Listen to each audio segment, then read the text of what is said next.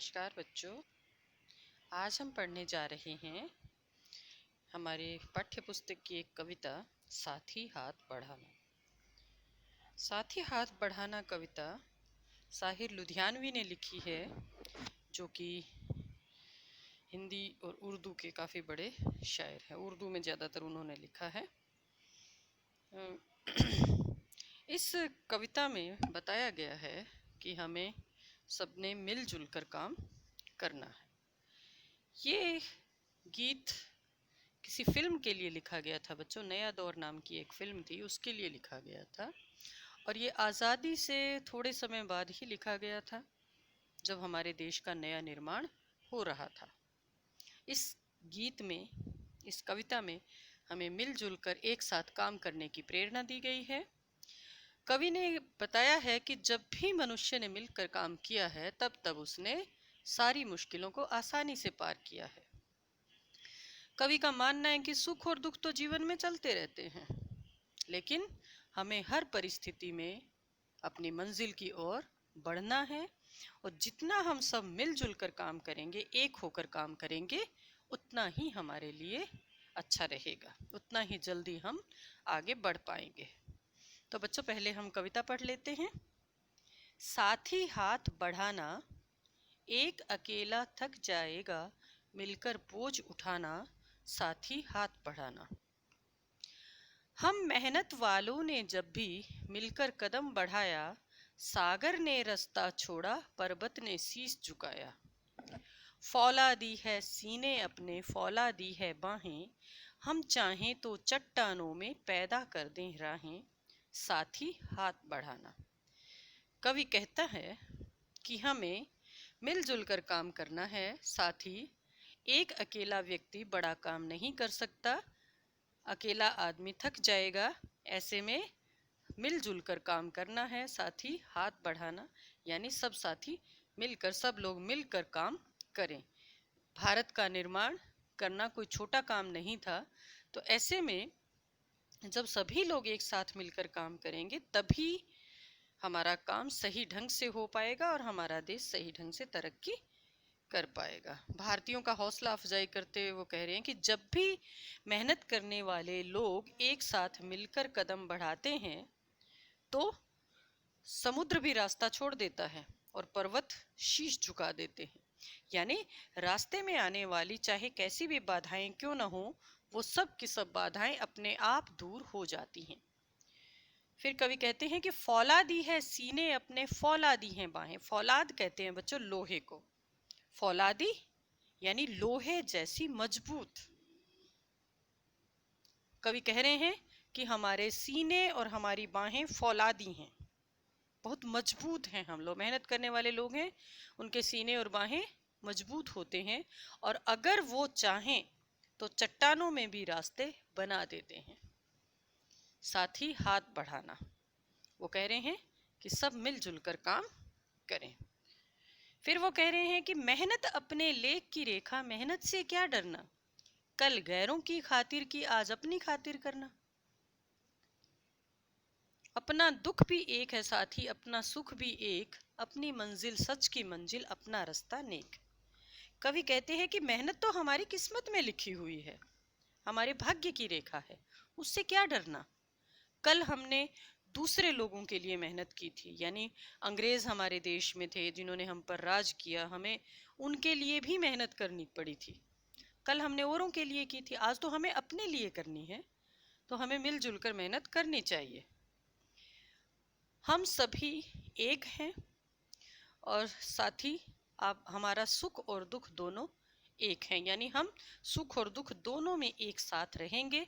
और हम जिस मंजिल की तरफ जा रहे हैं वो सत्य की मंजिल है, और हमारा रास्ता जो है वो भलाई का रास्ता है। इसलिए सब लोग मिलजुल कर काम करें, साथ ही हाथ बढ़ाएं।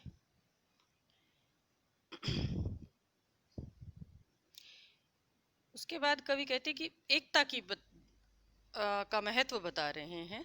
कहते हैं ना बच्चों, संगठन में शक्ति होती है। हमने बूंद बूंद से घड़ा भरता है, या एक और एक 11 होते हैं, या अकेला चना भाड़ नहीं फोड़ सकता। ऐसी कुछ कहावतें और मुहावरे आप लोगों ने सुने होंगे। तो यहाँ यही बात कवि भी कह रहे हैं कि किस प्रकार से जब लोग मिल जाते हैं तो छोटी सी चीज भी या बहुत कमजोर जो लोग हैं वो भी कैसे ताकतवर बन जाते हैं, किस प्रकार से एकता हमारे जीवन में काम करती है। एक से एक मिले तो कतरा बन जाता है दरिया। कतरा कहते हैं बच्चों बूंद को। पानी की एक एक बूंद मिलकर पूरी नदी बन जाती है। दरिया नदी को कहा गया है।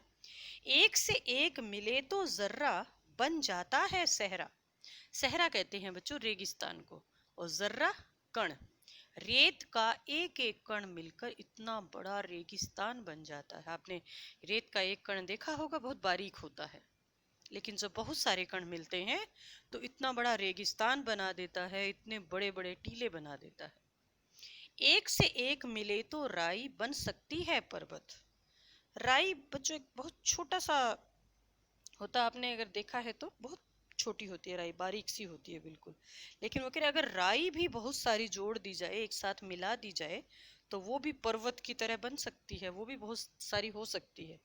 उसी तरह एक से एक मिले तो इंसान बस में कर ले किस्मत। अगर इंसान आपस में मिल जाएं तो वो अपनी किस्मत को भी वश में कर सकते हैं। किस्मत उनके आगे कुछ नहीं कर सकती, वो किस्मत को पलट सकते हैं। चाहे जीवन में किसी प्रकार की समस्याएं आए, चाहे कैसी ही बाधाएं आए, अगर हम सब मिलजुल कर काम करते हैं तो सब बाधाएं दूर हो जाती है। बच्चों आपने देखा होगा अपने आसपास भी बहुत सारे ऐसे काम हैं। मान लीजिए बड़ी सी टेबल है, अगर एक बच्चे को हटानी है, बहुत जोर आता है, नहीं हटा पाते हम काफ़ी कोशिशों के बावजूद। लेकिन वही टेबल जब आप 4 बच्चे मिलकर उठाते हो तो आराम से उठा लेते हो। तो उसी तरह से कोई भी काम जब हम लोग मिलजुल कर करते हैं तो वो काफ़ी आसान हो जाता है। यही बात साहिर लुधियानवी ने हमें इस पूरी कविता में कही है। एक बार फिर से मैं इसका भावार्थ आपको बता देती हूँ, क्या संदेश कवि देना चाहते हैं। कवि हमें इस गीत में मिलजुल कर काम करने का संदेश दे रहे हैं, क्योंकि उनका कहना है कि जब भी मनुष्य मिलकर काम करता है वह हर प्रकार की मुश्किल को पार कर लेता है, वह सुख और दुख दोनों को बड़े आराम से झेल जाता है और वो अपनी किस्मत को भी अपने वश में इस प्रकार से कर लेता है। अब बच्चों इसके शब्दार्थ देख लीजिए आप, ये आपको अपनी कॉपी में लिखने हैं। फौलादी लोहे की तरह मजबूत, राहें रास्ते, या रास्ते भी आया है बीच में, रास्ता आया है, रास्ता भी रास्ते का ही बिगड़ा हुआ रूप है। पर्वत पर्वत, लेख की रेखा यानी भाग्य में लिखा हुआ। नेक अच्छी भली, कतरा बूंद, दरिया नदी, जर्रा कण और सहरा रेगिस्तान। बच्चों पाठ हमारा हो गया, अब हम इसके प्रश्न उत्तर देखते हैं। पहला प्रश्न देखिए, इस गीत की किन पंक्तियों को तुम अपने आसपास की जिंदगी में घटते हुए देख सकते हो। कौन सी पंक्तियों को देख सकते हो। पूरी कविता की पंक्तियां जो है हमारे जीवन से ही संबंधित है, अगर ध्यान से देखा जाए तो। साथी हाथ बढ़ाना, एक अकेला थक जाएगा मिलकर बोझ उठाना, ये पंक्ति हमारे आसपास घटित होती है। या एक से एक मिले तो राई बन सकती है पर्वत वाली, वो जो है वो भी कह सकते हो कि एकता में शक्ति होती है, किस प्रकार से हम सब मिलकर एक साथ सारा काम आसानी से कर लेते हैं। या सागर ने रास्ता छोड़ा, उसको भी आप ले सकते हो। जब मेहनत करने वाले लोग मिलजुल कर कार्य करते हैं तो सागर भी रास्ता छोड़ देता है, पर्वत भी शीश झुका लेता है। इसको भी हम अपने आसपास की जिंदगी में घटते हुए देख सकते हैं। कितने ही लोग हैं जिन्होंने अपनी मेहनत से असंभव को भी संभव बना दिया है। दूसरा प्रश्न देखिए बच्चों, सागर ने रास्ता छोड़ा पर्वत ने शीश झुकाया, साहिर ने ऐसा क्यों कहा है। साहिर ने ऐसा इसलिए कहा है क्योंकि जब भी व्यक्ति साहस और हिम्मत के साथ कोई कार्य करता है तो रास्ते में आने वाली बड़ी बड़ी बाधाएं भी रास्ता छोड़ देती हैं।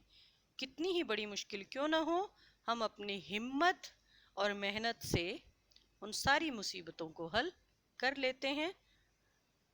हमने देखा हुआ है कि लोगों ने अपनी हिम्मत के कारण इस सागर के ऊपर पुल बना दिया, या पर्वतों को चीर कर जो रास्ते बनाए हैं, ये मेहनत से तो संभव हो पाया है। तो साहिर ने ऐसा इसी वजह से कहा है कि अगर हम मेहनत करें, सब मिलकर कदम उठाएं, तो जीवन में मुश्किल से मुश्किल काम भी आसानी से कर सकते हैं। तीसरा प्रश्न, गीत में सीने और बाहों को फौलादी क्यों कहा है? जैसा कि बच्चों मैंने आपको बताया था, फौलाद लोहे को कहते हैं। लोहा मजबूत होता है। यहाँ ये कहा गया है कि जो मेहनत करने वाले लोग होते हैं उनके बाहें और सीने फौलादी हैं, क्योंकि उनमें मजबूत इच्छा शक्ति है। किसी भी परिस्थिति में अपने काम को कर देने का जो उनका प्रण है, जो उनकी लगन है, उसी वजह से ये बात कही गई है कि सीने और बाहें फौलादी हैं। इसके बाद बच्चों गीत से आगे ये प्रश्न लगभग ऐसे हैं जो आपके खुद ही करने वाले हैं। हम थोड़ा पढ़ लेते हैं इनको, लेकिन करना इनको अपने हिसाब से ही है। अपने आसपास तुम किसे साथी मानते हो और क्यों? ये आप खुद सोचोगे। कौन आपका मित्र है, कौन आपका साथी है? साथी कौन है? जो साथ देता है। तो इससे मिलते जुलते कुछ और शब्द खोज कर लिखने हैं। मिलते जुलते शब्दों में मित्र हो सकता है, दोस्त हो सकता है, सखा हो सकता है, सहेली हो सकती है, और भी देख लेना कोई शब्द इस प्रकार के आपको मिले तो। अपना दुख भी एक है साथी, अपना सुख भी एक। कक्षा, मोहल्ले और गांव शहर के किस किस तरह के साथियों के बीच तुम्हें इस वाक्य की सच्चाई महसूस होती है और कैसे? जब भी किसी में कोई दुख पड़ता है, सब मिलकर उसका साथ देते हैं, उसका दुख बंटाते हैं।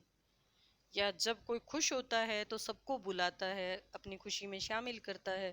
तो यही चीज़ें हमें बताती है कि जब कोई खुश होता है तो हम उसके साथ खुश होते हैं, और अगर किसी एक व्यक्ति के पास किसी वजह से कोई मुसीबत आ गई है, कोई दुख आ गया है, तो सब लोग उसके लिए दुखी होते हैं, उसके दुख को बांटने की कोशिश करते हैं।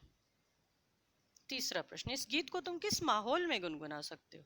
जब भी हमें कोई बड़ा काम करना हो तब हम इस गीत को गुनगुना सकते हैं, जब हमें मिलजुल कर कोई बड़ा काम करना हो। चौथा प्रश्न हमारा कि एक अकेला थक जाएगा, मिलकर बोझ उठाना। तुम अपने घर में इस बात का ध्यान कैसे रखते हो? आप बताओगे ये तो। घर में कोई भी एक व्यक्ति अगर अकेले ही सारा काम करेगा तो उसको थकान होगी।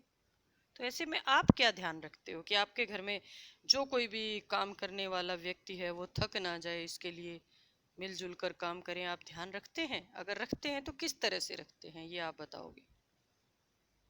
पापा के काम और माँ के काम क्या क्या हैं, ये आप ही बताओगे। और क्या वे एक दूसरे का हाथ बटाते हैं? बताना आप मुझे। यदि तुमने नया दौर फिल्म देखी है तो बताओ यह गीत फिल्म में कहानी के किस मोड़ पर आता है, और यदि फिल्म नहीं देखी है तो फिल्म देखो और बताओ। बच्चों, इस फिल्म में एक जगह एक रास्ता होता है, पर्वत के बीच से काफी टेढ़ा मेढ़ा सा वो रास्ता था। तो सबको यही लगता था कि इस तरफ से कोई रास्ता बन नहीं सकता है, लेकिन फिल्म में कुछ ऐसी ही कहानी थी कि हीरो की जो फिल्म का विलेन है या जो खलनायक है उसके साथ किसी बात पर बहस हो जाती है, और वो शर्त लगाता है। जो हीरो है उसके पास तांगा है, दिलीप कुमार जी थे इसमें, उनके पास तांगा है, लेकिन गांव में बस आ गई है तो तांगे वाले लोग विरोध करते हैं कि आप हमारे रोजी रोटी पर लात मार रहे हैं। तब वो उन्हें चैलेंज करते हैं कि अगर हम रेस लगाएं और तुम जीत जाओ, बस को अगर हरा दो तो ठीक है, हम अपनी बस को यहाँ से हटा लेंगे। तो वो देखते हैं एक छोटा रास्ता होता है जो कि काफ़ी ऊबड़ खाबड़ था, सही ढंग से बना नहीं हुआ था। तो वो सोचते हैं अगर इस रास्ते को ठीक कर लिया जाए तो ये बहुत छोटा रास्ता हो जाएगा गांव तक जाने का, बस तो लंबे रास्ते से आएगी, हम बीच के रास्ते से अगर जाएं तो जल्दी पहुंच जाएंगे। जो फिल्म के नायक हैं, हीरो हैं, वो इस चैलेंज को स्वीकार कर लेते हैं और वो कहते हैं कि हम इस रास्ते को बनाएंगे। सब लोग कहते हैं पागल है, इतना बड़ा रास्ता कहीं बनता है क्या? तब वो जब कोई साथ नहीं आता वो एक बार अकेले ही उस रास्ते को बनाने की कोशिश करने लगते हैं, फिर धीरे धीरे करके सब लोग उनके साथ जुड़ जाते हैं। यही कहानी थी बच्चों। बाकी आप मूवी देख सकते हैं, यूट्यूब पे आपको ये मिल जाएगी। कहावतों की दुनिया। अकेला चना भाड़ नहीं फोड़ सकता, और एक मिलकर 11 होते हैं। आपको जो ऊपर दोनों कहावतें लिखी हैं, इनका अर्थ गीत की किन पंक्तियों से मिलता जुलता है, ये पता लगाना है। अकेला चना भाड़ नहीं फोड़ सकता, एक अकेला थक जाएगा, और एक और मिलकर 11 होते हैं, एक और एक मिलकर, ये आएगा बच्चों एक से एक मिले तो कतरा। वो तीनों पंक्तियां जो हैं वो इससे, तीनों क्या चारों पंक्तियां, एक से एक मिले तो कतरा बन जाता है दरिया, एक से एक मिले तो जर्रा बन जाता है सहरा, एक से एक मिले तो राई बन जाती है पर्वत, और एक से एक मिले तो इंसान बस में कर ले किस्मत। ये चारों पंक्तियां इसमें आएंगी। इन दोनों कहावतों का अर्थ कहावत कोश में देखकर समझो और उनका वाक्य में प्रयोग करो। अकेला चना भाड़ नहीं फोड़ सकता का अर्थ है बच्चों कि कोई भी एक व्यक्ति अकेला कोई बड़ा काम आसानी से नहीं कर सकता, और एक मिलकर 11 होते, यानी एकता में शक्ति होती है। अर्थ इनका ये है। अब आप इनका वाक्य में प्रयोग स्वयं करेंगे। दूसरा प्रश्न है हमारा, नीचे हाथ से संबंधित कुछ मुहावरे दिए गए हैं, आपको इनके अर्थ समझने हैं और प्रत्येक मुहावरे से एक वाक्य बनाना है। हाथ को हाथ ना सूझना, यानी कुछ भी दिखाई ना देना, इतना अंधेरा या इतना मौसम ऐसा होना कि एक हाथ को दूसरा हाथ भी, यानी बिल्कुल नज़दीक की चीज़ भी दिखाई ना दे। तो आप कहते बिजली चले जाने पर कमरे में हाथ को हाथ दिखाई नहीं दे रहा था, हाथ को हाथ नहीं सूझ रहा था, या बाहर इतना कोहरा था कि हाथ को हाथ सुझाई नहीं दे रहा था। आप इसको ऐसे भी बना सकते हो। हाथ साफ करना, हाथ साफ करने का अर्थ होता है चोरी करना। कल रात मेरे पड़ोसी के यहाँ मौका लगते ही चोर हाथ साफ कर गए। तीसरा मुहावरा है बच्चों, हाथ पैर फूलना। हाथ पैर फूलने का मतलब होता है घबरा जाना। सामने शेर को देखकर मेरे तो हाथ पैर फूल गए। इस तरह से इसका वाक्य में प्रयोग कर सकते हो। अगला है हाथों हाथ लेना, यानी तुरंत किसी काम को करना, किसी चीज का स्वागत करना। तो आप कह सकते कंपनी ने नई चीज जो निकाली, लोगों ने उसे हाथों हाथ ली, यानी बहुत ज्यादा पसंद किया। हाथ लगना, अचानक कुछ मिल जाना। जब मैं रास्ते में जा रहा था तो 100 रुपए का नोट मेरे हाथ लगा। अब बच्चों, हाथ और हस्त एक ही शब्द के दो रूप हैं। नीचे दिए गए शब्दों में हस्त और हाथ छिपे हैं। शब्दों को पढ़कर बताओ हाथों का इनमें क्या काम है। हाथ घड़ी, हाथ घड़ी हाथ पर बांधी जाती है। हथौड़ा, हाथ से चलाया जाने वाला हथियार। हस्तशिल्प, हाथ की कलाकारी, हाथ से जो काम किया जाता है, कढ़ाई वढ़ाई का जो काम होता है उसको कहते हैं बच्चों। कढ़ाई है या फिर जो भी हाथ से बनती है चीजें, वो हस्तशिल्प के अंतर्गत आती है। हस्तक्षेप, किसी काम में दखल देना। निहत्था, बिना हथियार के। हथकंडा, किसी प्रकार की कोई चाल। हस्ताक्षर, हाथ से लिखे गए अक्षर। हथकरघा, हाथ से चलाया जाने वाला करघा, ये एक प्रकार का बेटा बुनाई का यंत्र होता है। इस गीत में पर्वत, शीश, रास्ता, इंसान जैसे शब्दों का प्रयोग हुआ है। इन शब्दों के प्रचलित रूप लिखो। पर्वत पर्वत, शीश शीश, रास्ता रास्ता, इंसान इंसान।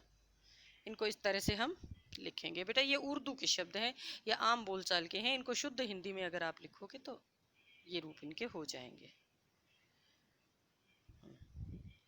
उसके बाद जो बच्चों तीसरा प्रश्न है हमारा, ये सर्वनाम से संबंधित है। कल गैरों की खातिर की, आज अपनी खातिर करना। इस वाक्य को गीतकार इस प्रकार कहना चाहता है कि तुमने कल गैरों की खातिर मेहनत की थी और आज तुम अपनी खातिर करना। यहाँ तुम, इस वाक्य में तुम करता है जो गीत की पंक्ति में छंद बनाए रखने के लिए हटा दिया गया है। उपर्युक्त पंक्ति में रेखांकित शब्द अपनी का प्रयोग कर्ता तुम के लिए हो रहा है। इसलिए यह सर्वनाम है। ऐसे सर्वनाम जो अपने आप के बारे में बताएं निजवाचक सर्वनाम कहलाते हैं। निज का अर्थ अपना होता है। निजवाचक सर्वनाम के 3 प्रकार होते हैं जो नीचे दिए वाक्यों में रेखांकित हैं। मैं अपने आप घर चली जाऊंगी। बब्बन अपना काम खुद करता है। सुधा ने अपने लिए कुछ नहीं खरीदा। अब जो नीचे जो शब्द दिए गए हैं उनका आपने वाक्य में प्रयोग करना है। अपने को का कैसे करोगे? अपने को, अपने से, अपना, अपने पर, अपने लिए, आपस में, इनका वाक्य में प्रयोग करना है।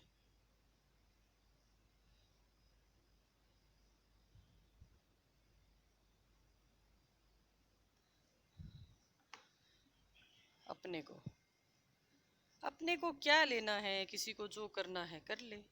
अपने से, उसे सिर्फ अपने से ही मतलब है, वो और किसी के लिए कुछ नहीं करता। अपना, यह घर मेरा अपना है। अपने पर, मुझे अपने पर पूरा विश्वास है। अपने लिए, हमें अपने लिए भी कुछ करना चाहिए, अपने लिए भी मेहनत करनी चाहिए। आपस में, ये सेब मैं तुम्हें दे रही हूँ, आपस में बांट कर खा लो। इसी प्रकार का कुछ आप बना सकते हो बच्चों। बाकी आपका पाठ यहाँ खत्म हो जाता है। तो ये सब प्रश्न आपको करने हैं, शब्दार्थ भी करने हैं।